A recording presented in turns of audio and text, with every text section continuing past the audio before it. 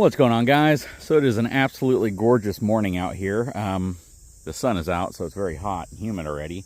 But I used to be one of those people that whenever I would have a hose that got damaged or broken, I would just go to Lowe's and I would buy a new hose.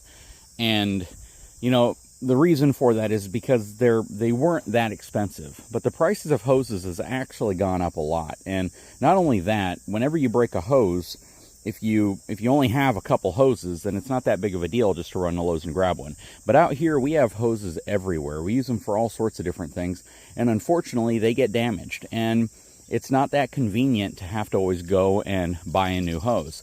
I don't know if a lot of folks actually realize, but you can repair a hose pretty quickly. You just have to understand the size and diameter of hose that you specifically have.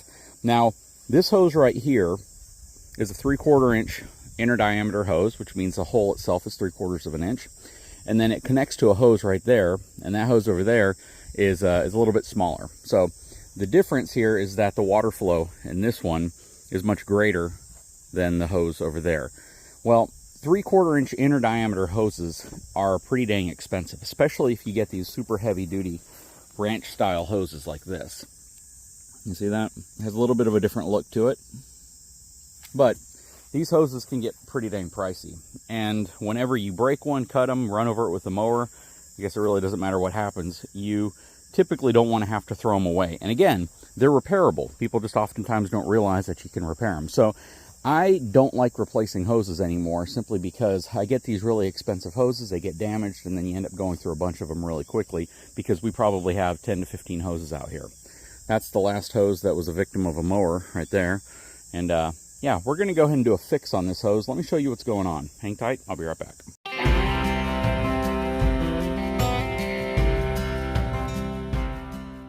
Alright, so coming over here, I came out and there's a hole right here. And that hole was not formed from a snake. That hole was formed from this water hose right here leaking. And you can see where that leak is right there. And as soon as the pressure builds up in it, it's going to get going pretty dang strong. And it did that to the yard, because it was doing that for about a day before we realized that it was broken. So I'm going to turn the pressure off, and we've already done a repair up here. And you can buy these little repair kits pretty dang affordably online, Amazon, a bunch of other places. I get them on Amazon. And the process of repairing these is actually pretty dang simple. I have a Leatherman with me, because I always have a Leatherman with me. And this tool is kind of universal because it gives me everything I need to prep the hose and get it ready for the repair kit. And this is a repair kit I get on Amazon. I think I pay like maybe $8 for it. It's made by Yaloon. And this one specifically is for 3/4 inch inner diameter hose. And this gives me 3 sets of repairs. So I can repair a hose 3 times with it. And it gives me all the parts I need. And once you do this, you in essence also create kind of a sectional hose. You make the hose a little bit smaller. So I guess if you need like maybe a 8 or 9 foot section of hose, you got it. So let's go ahead and get this thing prepped. I'm going to cut the hose in half right at this break. And I can show you where the break is here too. It's right there. I think it was hit with a weed eater or something. Not exactly sure.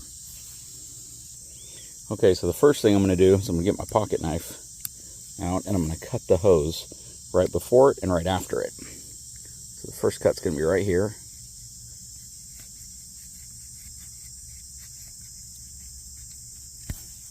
Okay, second cut's going to be right here. And I only want to cut off the part that's damaged because I don't want to waste the hose.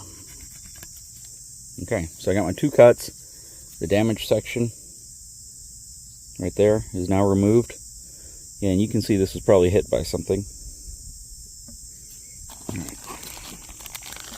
I'm going to open up one of my kits here.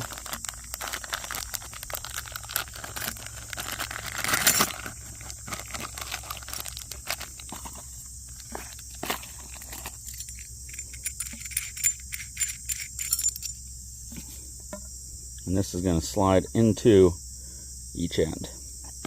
I'm going to grab one of my rings, put it around the outside of the hose, and I want to put this end over here since I have this end on the other end of this specific hose. And it's going to be a tight fit, so you're going to want to just kind of worm it in there. Just like that. And then just press it on. And for some folks, this may be an easy repair that you've done 1,000 times. But for others, you may have never done this before. So I just want to kind of show you how I do it out here.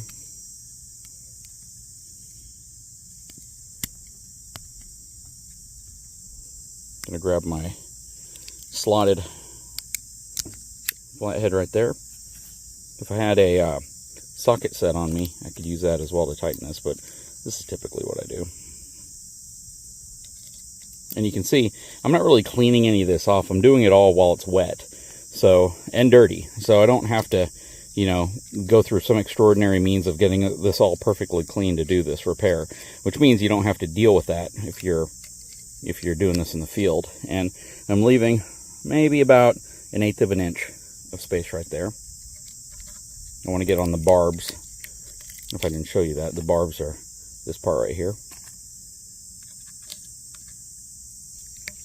And I'm just gonna hand tighten it down pretty dang tight, but not too tight. But yeah, it's gonna be about as much grip as you want to get with your single hand. You don't want to have to tighten it way too much. And you can see how it's kind of puffed up around it, which means this is now trapped on those barbs and it's not going to pop out. Give it one little twist right there, and we're done with that side. Now for the other side, I'm going to grab the other split ring. Always remember to put the split ring, or not the split ring, but this hose fastener down, hose clamp first. And then I'm going to take this piece, again, work it in there. It's not too difficult. It just takes kind of shimmying it in. And again, I'm doing this while everything's still kind of dirty, just to show you that you can. I'm sure there's some YouTuber out there who's yelling at me. Now, what I don't like here is, see how the cut tapers out right there? I don't like that. So, get my pocket knife back out. I'm going to cut that so it's straighter.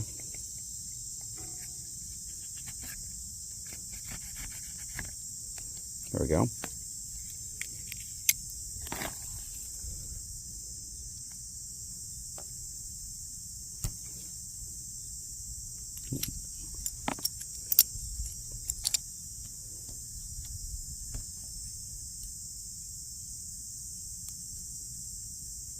There we go.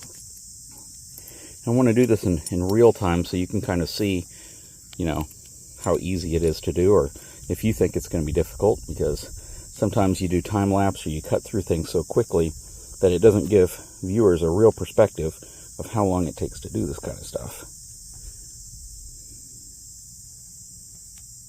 Challenge I have here is this outer ring is wanting to collapse in on itself before it goes completely on. Okay, so I'm tightening it in place now. And then just pushing it in place right there.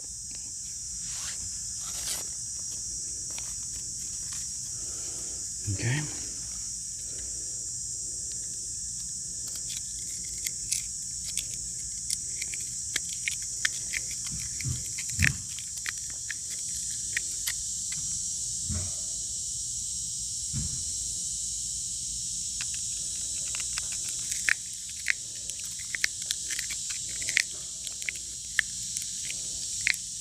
Okay, nice and tight.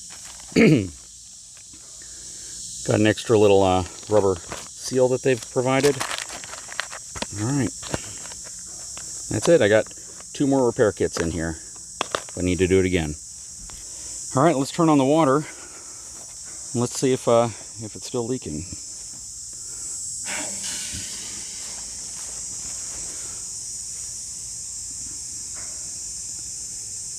Not a drop. Perfect repair. Check that out. All right, so that hose, which is 50 feet long, is probably a $70 hose. And now I don't need to replace the hose.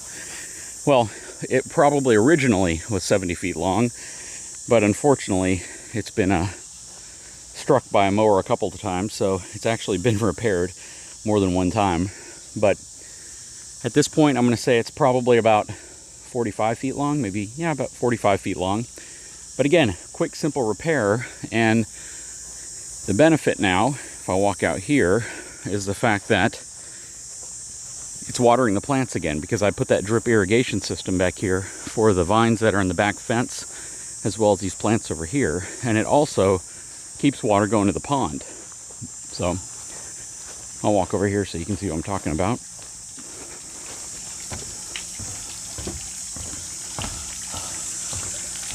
Yep. So that hasn't been running in a while, but now it's running again. So we're now adding water back to the pond.